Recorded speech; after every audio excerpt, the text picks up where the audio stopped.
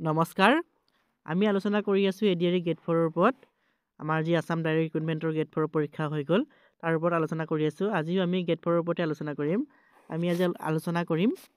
আমাৰ যিখিনি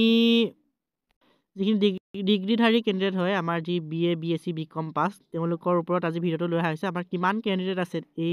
আমাৰ গেট 4 ৰ পৰীক্ষাত কিমাননো কেণ্ডিডেট আছে ডিগ্ৰীধাৰী কেণ্ডিডেট তাৰ ওপৰতে ভিডিঅ'টো লৈ অহা হৈছে আমি এটা তথ্যৰ পৰা গম পাইছোঁ যে ডিগ্ৰীধাৰী কেণ্ডিডেট কিমান সংখ্যক কেণ্ডিডেট হ'ব পাৰে এটা আইডিয়া আমাৰ কোনেওতো কৈ দিব নোৱাৰে 8 লাখ কেণ্ডিডেটৰ পৰা বোলে 1000হে আছে 2000হে আছে কোনেওতো কৈ দিব নোৱাৰে এটা আইডিয়া বা এটা তথ্যৰ পৰা আমি গম পাইছোঁ ইমানখিনি থাকিব পাৰে আমি গম পোৱা মতে আমাৰ যিখিনি ডিগ্ৰীধাৰী কেণ্ডিডেট তাৰ সংখ্যা মাত্ৰ 5% মান কেণ্ডিডেটহে আছে বেছি কেণ্ডিডেট নাই আমাৰ যিমান ডিগ্ৰীধাৰী কেণ্ডিডেট কিন্তু বহুতে কমেণ্ট কৰি আছে যে আমাৰ 100+ এটা ভিডিঅ' দিছিলোঁ তাত কমেণ্ট কৰিছে কি বুলি আমাৰ এই 100 ওপৰত পোৱা কেণ্ডিডেটখিনি ডিগ্ৰীধাৰী কেণ্ডিডেট বুলি BSc পাছ বা BCom তেনেকুৱা পাছ বুলি আমাৰ বহুতে কমেণ্ট কৰি জনাইছে কিন্তু তেনেকুৱা নহয় আমাৰ এই যি ডিগ্ৰীধাৰী কেণ্ডিডেট তাৰ সংখ্যা বেছি নাই আমি এটা তথ্যৰ পৰা গম পাইছোঁ 5% মান কেণ্ডিডেট আছে আমাৰ ডিগ্ৰীধাৰী কেণ্ডিডেট কিন্তু আমাৰ আৰু কেণ্ডিডেট আছে সেইখিনি আমাৰ ডিগ্ৰীধাৰী নহয় কিন্তু তেওঁলোকে আদাৰ কোৱালিফিকেশ্যন তেওঁলোক আমাৰ যেনে ধৰক B.Pharm কৰিছে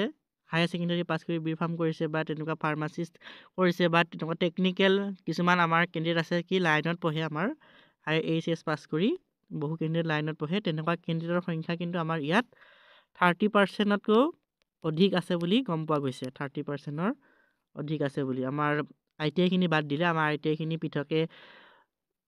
এটা কেটেগৰী ধৰা হৈছে আমাৰ ITI যিখিনি কেণ্ডিডেট সেইখিনিক বাদ দি আমাৰ বেলেগ যিখিনি আমাৰ টেকনিকেল কোৱালিফিকেশ্যন যেনেকৈ আমাৰ কিছুমান কেণ্ডিডেটে B.Pharm কৰিছে আমাৰ DLA ডিপ্ল'মা কৰিছে তেনেকৈ আমাৰ আদাৰ কোৱালিফিকেশ্যন তেনেকুৱা কেণ্ডিডেটৰ সংখ্যা বহুত আছে 30%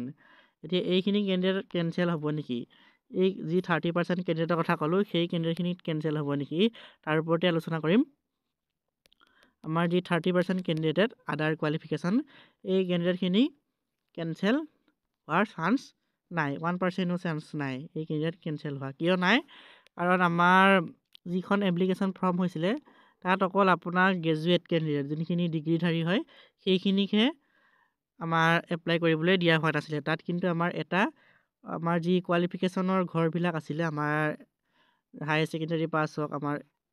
আমাৰ এনেকৈ এইদৰে আমাৰ লিখা আছিলে হায়াৰ ছেকেণ্ডাৰী পাছেই হওক বা মেট্ৰিক পাছেই হওক 8 পাছেই হওক তাৰ তলত আৰু এটা বক্স আছিলে কি আদাৰ আপুনি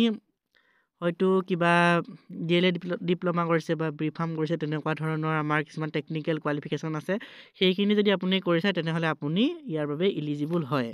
আমাৰ যিহেতু অপশ্যনতে আছিলে আদাৰ কোৱালিফিকেশ্যন গেট 4ত সেইফালৰ পৰা চাবলৈ গ'লে আমাৰ এই যি 30% কেণ্ডিডেটৰ কথা ক'লোঁ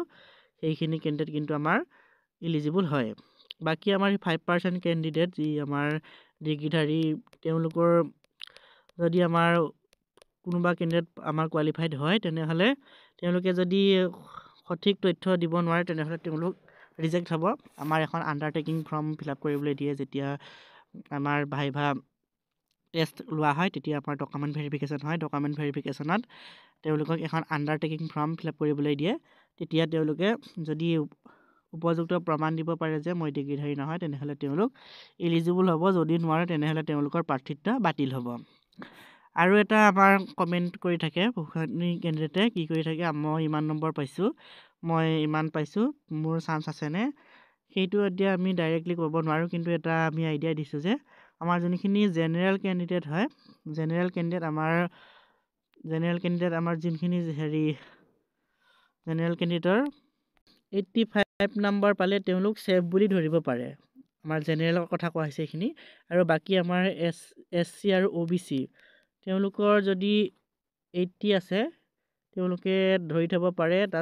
ছেফ নাম্বাৰ বুলি ধৰি থ'ব পাৰে 80 এখন ফাৰ্ষ্ট পেপাৰৰ কথা কোৱা হৈছে ছেকেণ্ড পেপাৰ নহয় আমাৰ ফাৰ্ষ্ট পেপাৰ যিখন 10 লেভেলৰ সেইখনৰ কথা কোৱা হৈছে আৰু ছেকেণ্ড পেপাৰখনত আপোনালোকৰ যোনসকল আমাৰ জেনেৰেল কেণ্ডিডেট সেইখিনিয়ে 80+ ধৰিব পাৰে তেওঁলোক ছেফ মাৰ্ক বুলি ধৰিব পাৰে 80+ আৰু আমাৰ SC আৰু OBC মই আগৰ এটা ভিডিঅ'ত কৈছোঁ যে SC আৰু OBC ক্ষেত্ৰত আমাৰ বেছি এটা কাট অফৰ ডিফাৰেঞ্চ দেখিবলৈ পোৱা নাযায়, একেই দেখিবলৈ পোৱা যায় আমাৰ SC আৰু OBC। তেনে ক্ষেত্ৰত আপোনালোকে 76 যদি পাইছে আমাৰ ছেকেণ্ড পেপাৰখনত OBC আৰু SC কেণ্ডিডেটে, তেনেহ'লে এটা ছেভ মাৰ্ক বুলি ধৰিব পাৰে। মই ফাৰ্ষ্ট পেপাৰখনৰ কথা ক'লোৱে। বাকী আমাৰ যিখিনি ST হওক ST হিলছ হওক তেওঁলোকৰ অলপ কমিব, বেছি নকমে 2-3 নম্বৰমান কমিব আমাৰ ফিজিকেলি হেণ্ডিকেপ। আমাৰ ছেকেণ্ড পেপাৰখনত কি হৈছে, আমাৰ এক্স ছাৰ্ভিচমেণ্টৰ কেণ্ডিডেটৰ সংখ্যা বহুত আছে। কেণ্ডিডেটৰ সংখ্যা চাই আমাৰ পোষ্ট বেছি আছে, 100 কিমানটা এক্স ছাৰ্ভিচ, তেওঁলোকৰ ছেকেণ্ড পেপাৰখনৰ কাট অফটো কমিব। আৰু আমাৰ যিখিনি ফিজিকেলি হেণ্ডিকেপ PH তেওঁলোকৰ কাট অফটো অলপ কমা দেখিবলৈ পোৱা যাব। গতিকে আমি কাট অফৰ ভিডিঅ' কেইবাটাও আগবঢ়াইছোঁ, আপোনালোকে ভিডিঅ'বিলাক চাব। আমাৰ প্ৰত্যেকখন পেপাৰৰে বেলেগ বেলেগকৈ আলোচনা কৰা হৈছে, আপোনালোকে ভিডিঅ'বিলাক চাব আৰু কমেণ্ট কৰিব। যদি ভিডিঅ'টো ভাল লাগে তেনেহ'লে লাইক কৰিব,